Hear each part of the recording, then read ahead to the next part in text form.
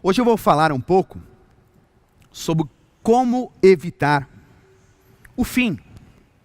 Como evitar o fim da vida, como evitar o pior. Então eu quero te estimular a fazer o seguinte: se você conhece alguém que está desesperançado, que olha por um momento que vivemos com o fracasso de tantas instituições, e talvez não acredite mais na vida, eu quero te estimular a você pegar esse link e compartilhar com essa pessoa. Eu creio que Deus tem uma mensagem para essa pessoa, tem uma palavra para essa pessoa. Então compartilhe, faça isso. Aproveita agora, rapidinho. Se essa pessoa estalou aí na sua cabeça, pega o link e compartilha com ela, tá bom? Outra coisa, dê um like, não esqueça não. Algumas pessoas mandaram mensagem para mim dizendo o seguinte: Will, mas eu assisto na TV, e aí não dá para dar o like. Posso te pedir um favor? Rapidinho, alguns segundos. Entra no celular, dá um like e volta para a TV.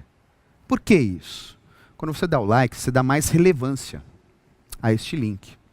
E aí nós podemos chegar numa casa, na tela, num quarto, num celular, de gente que nós nem imaginávamos que de fato estava precisando dessa conversa, dessa presença, da companhia de Deus. Então, rapidinho, tá bom?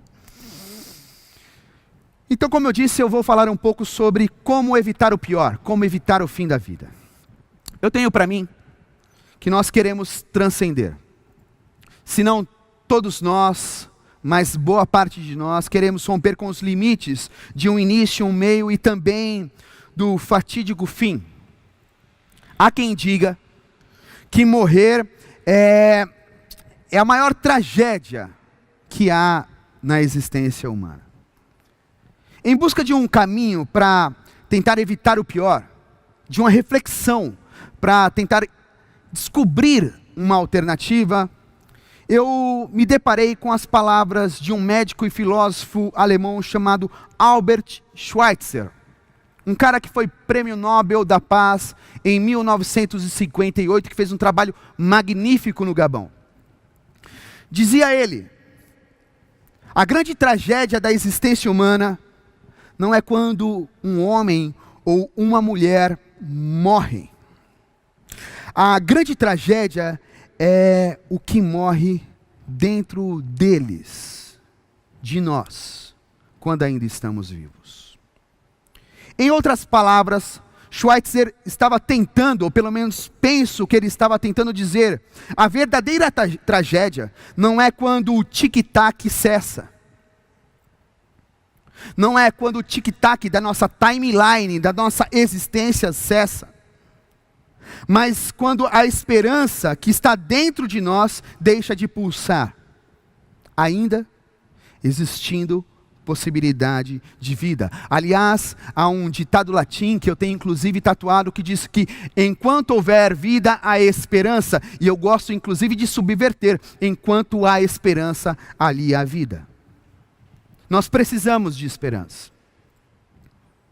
É isso que nós tanto desejamos. E a esperança pode ser apresentada a partir dos contornos da utopia. Acho que nós vivemos um tempo de tanta dor, tanta lástima, que a utopia foi perdendo o seu valor. E eu acredito que é necessário, para que a vida humana, para que eu e você sejamos saudáveis, é necessário ter utopia. Oscar Wilde dizia: um mapa do mundo que não inclua a utopia, não deve ser olhado, pois ignora o único território em que a humanidade sempre se atraca. Eu gosto dessa frase dele. É na utopia que nós nos abraçamos. E ele segue: deste lugar onde nós nos atracamos, na utopia, é desse lugar que nós partimos em seguida para uma terra ainda melhor, para uma história ainda mais magnífica. Atracado à utopia, E hoje abraçado a mais uma história de Jesus que está no Evangelho de Mateus, no capítulo 13, verso 3 até o verso 8, eu quero repartir algumas ideias de Jesus, do Espírito de Deus com você.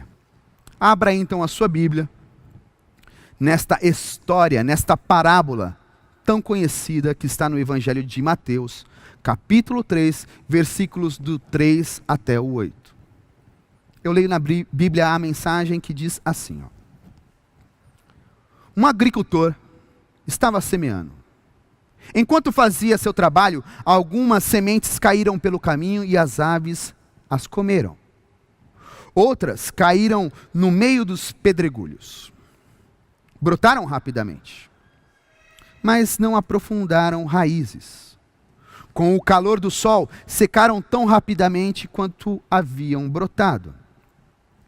Outras ainda caíram no meio das ervas daninhas.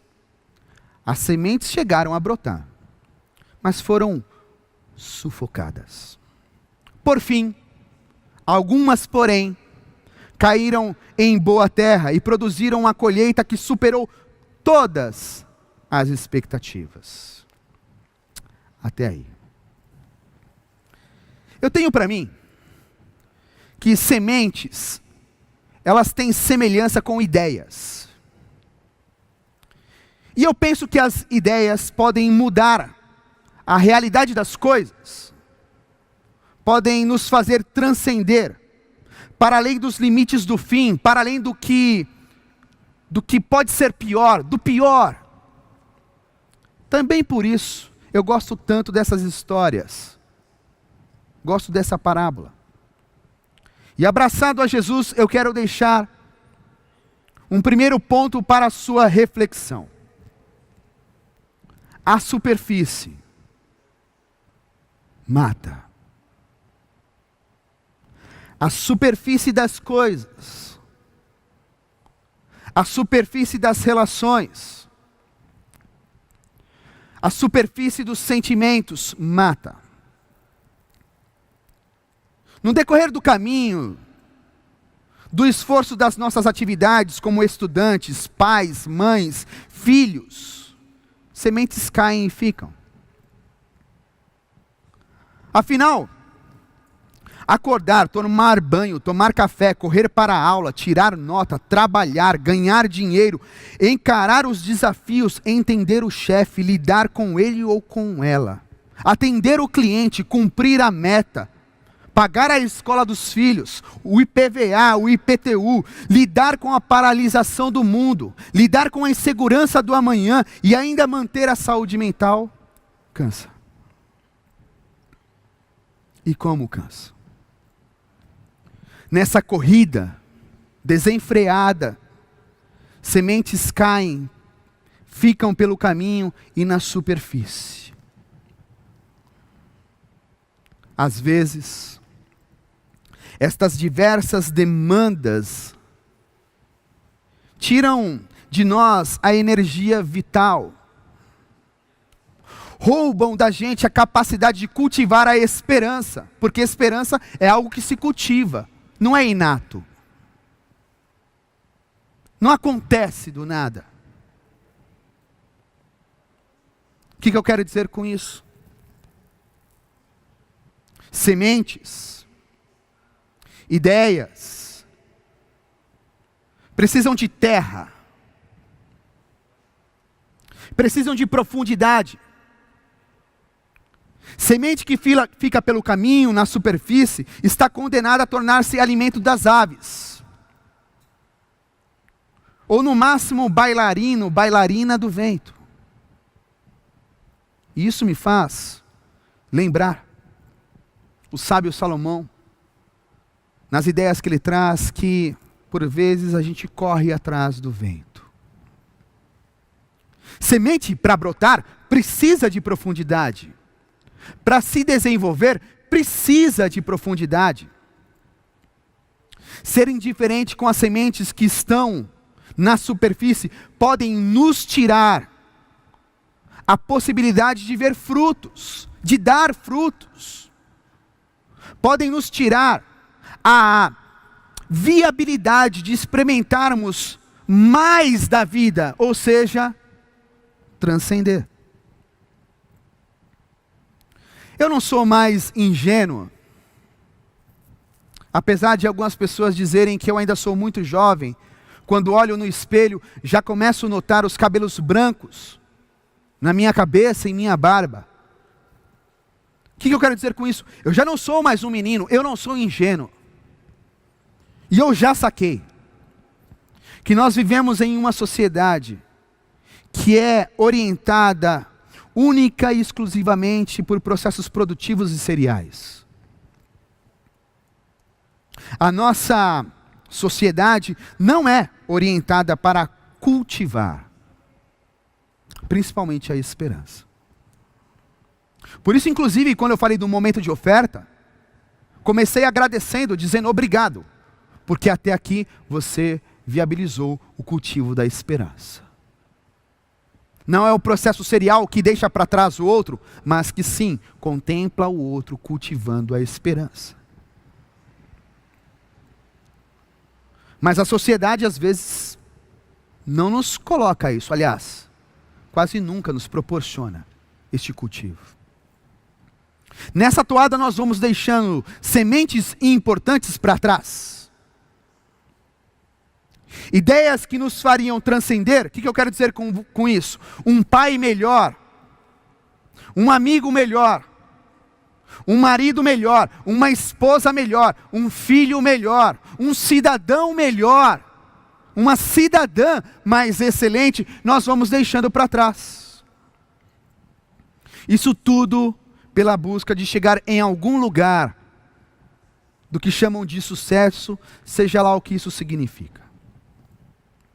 Quando eu estava fazendo essa reflexão, vou até tirar meu iPad aqui, eu me lembrei de um texto da Marina Colasanti, que eu gosto muito, o Abu Janra, quando ele fazia o programa Provocações, ele recitou esse texto. O pastor Ricardo já recitou esse texto aqui, e eu gosto demais dele, já fiz um vídeo inclusive com este texto, e achei que valeria a pena compartilhar com vocês. Eu sei, mas não devia. Eu sei que a gente se acostuma, mas não devia. A gente se acostuma a morar em apartamentos de fundos e não ter outra vista que não as janelas ao redor. E porque não tem vista, logo se acostuma a não olhar para fora. E porque não olha para fora, logo se acostuma a não abrir de todo as cortinas. E porque não abre cortinas, logo se acostuma a acender mais cedo a luz. E à medida que se acostuma, esquece o sol, esquece o ar, esquece a amplidão. A gente se acostuma a acordar de manhã sobressaltado porque está na hora, a tomar café correndo porque está atrasado, a ler o jornal no ônibus porque não pode perder tempo da viagem, ou ver o app, ver qualquer coisa porque não pode perder o tempo da viagem, a comer sanduíche porque não dá para almoçar, a sair do trabalho porque já é noite, já escureceu, a cochilar no ônibus porque está cansado, a deitar cedo e dormir pesado sem ter vivido o dia. A gente se acostuma a esperar o dia inteiro e ouvir o telefone, a receber uma mensagem no WhatsApp, hoje eu não posso ir, a sorrir para as pessoas sem receber um sorriso de volta, a ser ignorado quando precisava tanto ser visto.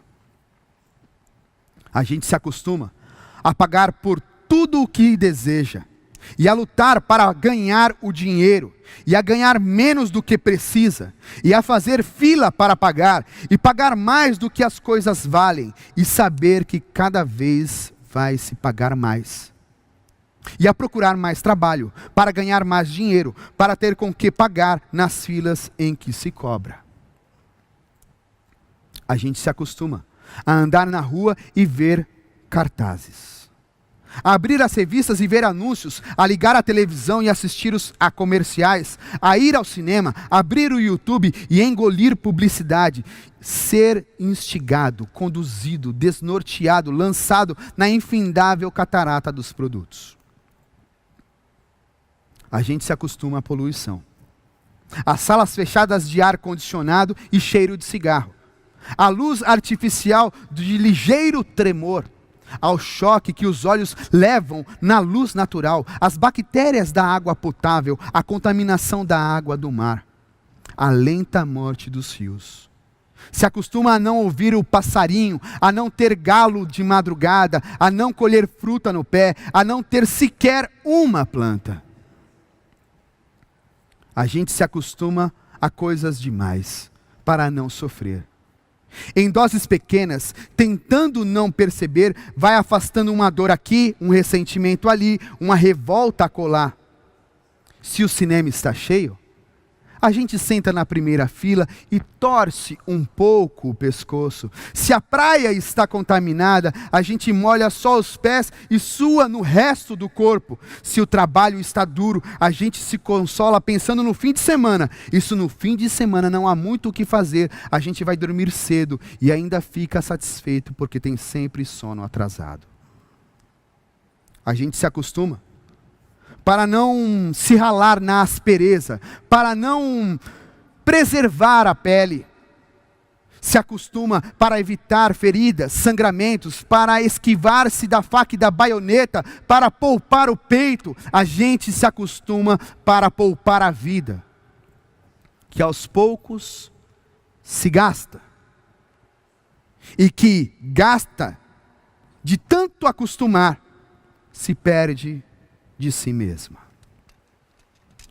A gente se acostuma.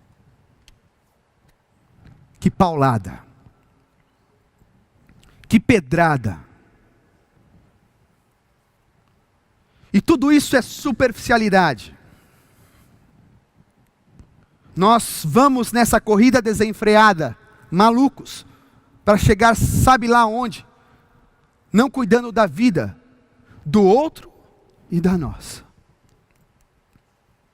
Porque esperança é um traço da espiritualidade. E não há esperança na correria, na loucura.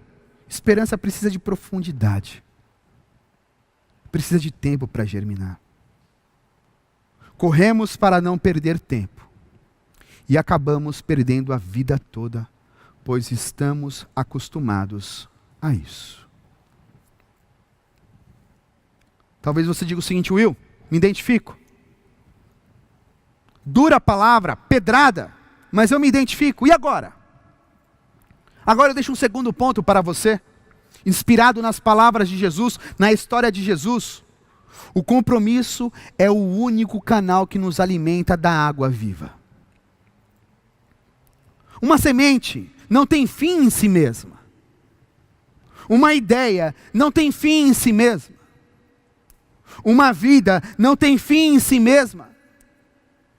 Uma ideia é parte do processo, a vida é parte do processo, porém vital. E ao mesmo passo que é extremamente frágil. Eu não sei se você sabe, uma curiosidade. A germinação de uma planta, ela é influenciada pelo meio. Caso exista um ambiente adverso, a parábola que a gente leu mostra um pouco isso, dificilmente acontecerá uma germinação. E sabe o que é mais interessante? O meio é feito por quem? Eu e você. O meio a qual se cultiva a esperança é feito por eu e você, por nós. A semente, uma ideia, carrega sim em si o germe da esperança, de uma nova condição, mas não basta em si mesma. A semente carrega em si o germe de novas primaveras, a possibilidade de uma nova vida, de uma nova história, da verbalização da esperança. É através de uma ideia, de uma semente, que árvores e frutos podem tomar forma, baobás e ipês. Mas para isso a semente precisa estar dentro da terra. Precisa ter profundidade para que o processo biológico possa desencadear, possa acontecer. Em outras palavras, para que o milagre da transcendência aconteça. Rubem Alves, o gênio, poeta, psicanalista, que eu admiro tanto, Rubem Alves dizia: amo aqueles que plantam árvores, mesmo sabendo que nunca se assentarão em sua sombra. Plantam árvores para dar sombras e frutos para aqueles que ainda não nasceram. Me permita a ousadia, eu acrescento. Amo os que plantam sementes, aqueles que abrem espaço na terra para que algo extraordinário aconteça, para que a esperança venha de fato para a existência, esteja, participe, nos alimente. Para uma nova condição acontecer, é preciso de uma ação. Uma semente não consegue encontrar profundidade por si só. Uma ideia não consegue encontrar profundidade por si só. Por mais linda e bela que seja, deixa eu dizer uma coisa: o Evangelho não consegue encontrar profundidade por si só. Ele precisa da sua ação, da minha ação, da nossa ação. O bem não consegue encontrar profundidade por si só. É preciso arregaçar as mangas e se colocar a serviço como agente, como agricultor, para que haja profundidade e assim haja uma transcendência na existência e na história. É assim que nós vamos dar ao amor contornos de encarnação. É assim que nós conjugamos a esperança. Através da ação que vem de um embrião, de uma ideia frágil, de uma história de 2000 anos atrás, mas que nos alimenta hoje. E nós seguimos insistindo, alimentando a nossa vida e a vida do outro, nos colocando de fato, como Davi: Senhor, sonda em mim se há algum caminho mau, e se há, guia-me pelos caminhos da eternidade. Isso é profundidade, compromisso. Para que haja transcendência, o rompimento do limite do tempo, do nosso tempo, é preciso que haja raízes. Hoje nós vivemos um tempo onde majoritariamente as pessoas são alimentadas apenas pelo entusiasmo. Há pouca profundidade. O Instagram, as mídias sociais, de modo geral, mostram que nós nos alimentamos quase que full time de entusiasmo. É sempre preciso ter algo muito grande, uma festa muito grande. Algo glamouroso. E talvez você diga o seguinte: Will, você é contra o entusiasmo? Claro que não. Experimentar algum entusiasmo é muito bom. É magnífico. Mas eu também já saquei, com os fios brancos em minha cabeça e na barba, que é insuficiente para transcender. É insuficiente, inclusive, para manter a vida, para experimentar o extraordinário. Para que o extraordinário aconteça, é preciso de compromisso, de raízes. É preciso de atitude. É preciso de entrega, de doação. É preciso de patos, paixão. É assim.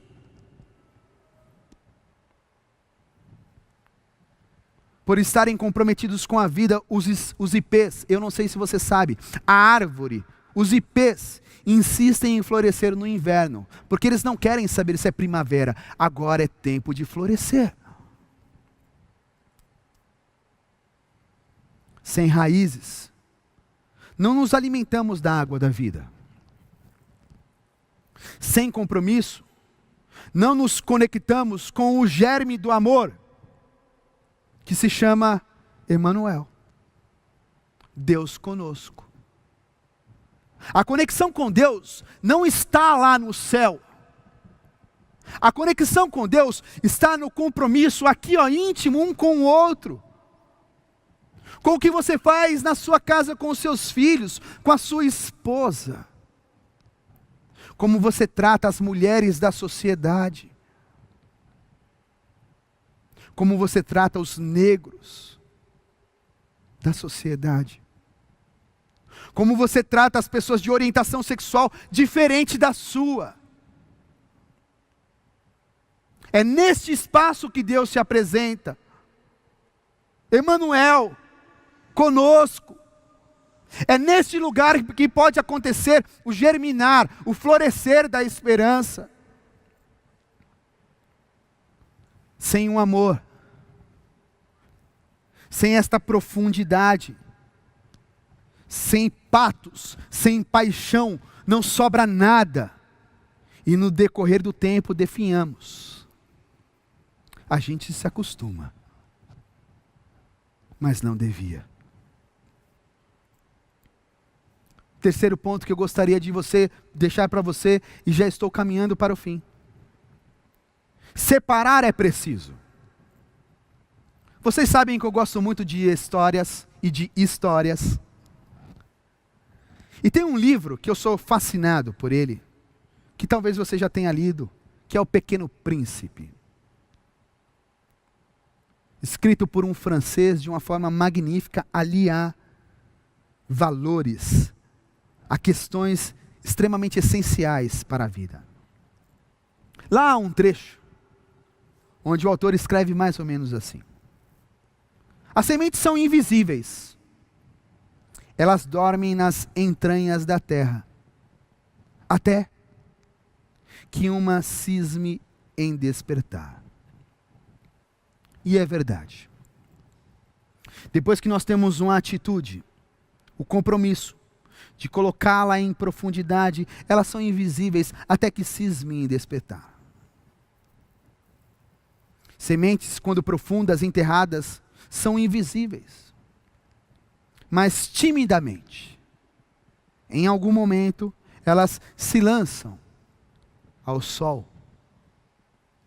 E eu preciso dizer, como comentei no começo da minha reflexão, que na minha cachola, sementes têm paralelo com ideias.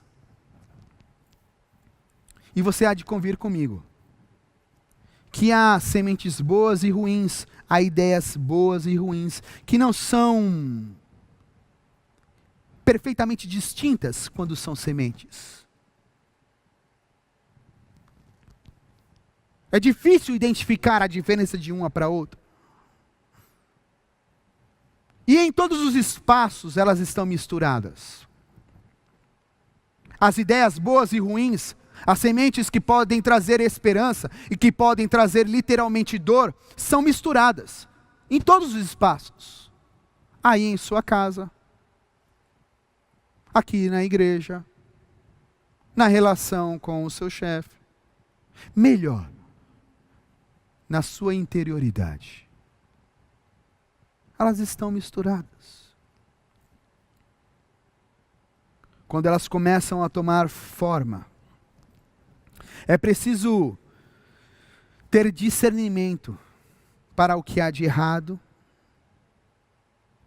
Nós precisamos identificar aquela ideia que parece boa, aquela semente que parece boa, mas no fundo nos impulsiona e empurra para caminhos de morte. No livro do Pequeno Príncipe, os baobás poderiam tomar conta de um planeta e acabar com esse planeta. E deixa eu lhe dizer uma coisa, isto é verdade hoje. Há ideias, baobás, ditas, pregadas, de púlpito, que podem acabar com a vida. Santidade exagerada, fundamentalismo religioso, preconceito destilado de púlpitos estão acabando com a existência, e este é o maior perigo, porque o reino dos céus é amplo. talvez até pareça uma boa semente, talvez quem diga até tenha uma maneira, uma oratória linda de dizer, mas isso está acabando com a vida. Deixar essas sementes crescerem significa sufocar a vida, como a parábola que nós lemos. Sementes foram sufocadas, boas ideias foram sufocadas, ou seja, a possibilidade de vida e esperança foi sufocada por uma erva daninha, que também é semente. Algo entrou e foi introjetado no bem, e isso impossibilita a transcendência do amor. Deixa eu te afirmar algo aqui. Vida cristã só faz sentido se, ao invés de você guardar a verdade para si, ao invés de você querer colocar a verdade num caixotinho dentro de um gueto, vida cristã, ao invés disso, só faz sentido se você abraçar a utopia que acolhe a todos. O nome disso é coexistência. Em outras palavras, o reino de Deus, o reino do amor. Eu não consigo, de verdade eu não consigo enxergar Jesus, a pedagogia de Jesus, em diversos discursos odiosos, destilados de púlpito, preconceituosos, que marginaliza a gente. Isso é contra a essência de Deus. Porque Ele busca trazer igualdade, equidade, uma outra forma de dizer isso, justiça, através da diversidade. A semente do amor é bonita, pois não guarda para si o germe da vida, ao invés, sempre prefere transcender aos padrões previamente definidos, para que haja felicidade e abundância e plenitude para todos. Deus não guardou para si e não guarda para si o que Ele tem de melhor: amor, graça, libertação, leveza, dignidade para todos. Em 1 João, no capítulo 4, versículo 7 diz: ame e conheça a Deus, este é um alimento incomparável. Não é crie regrinhas e siga essas regras, isto é alimento incomparável. Não é siga o pastor exatamente como ele diz, isto é alimento incomparável. Não é vá à igreja aos domingos, todos os domingos, seja um beato e uma beata, isso é alimento incomparável. Não.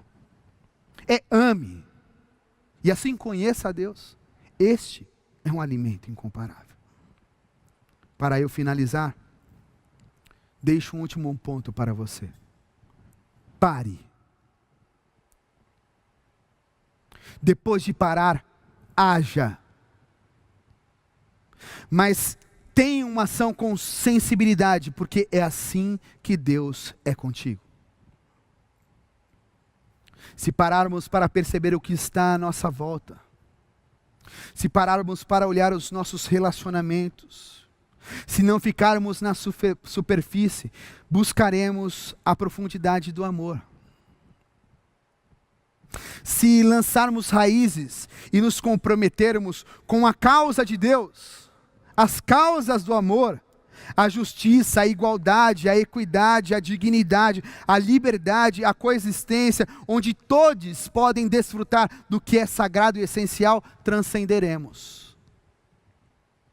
Assim, nós podemos evitar o pior, podemos evitar o fim, porque deixaremos árvores para que outras pessoas desfrutem dessa sombra. Uma outra maneira de dizer, deixaremos a esperança viva para que ainda haja existência, para que ainda haja dignidade.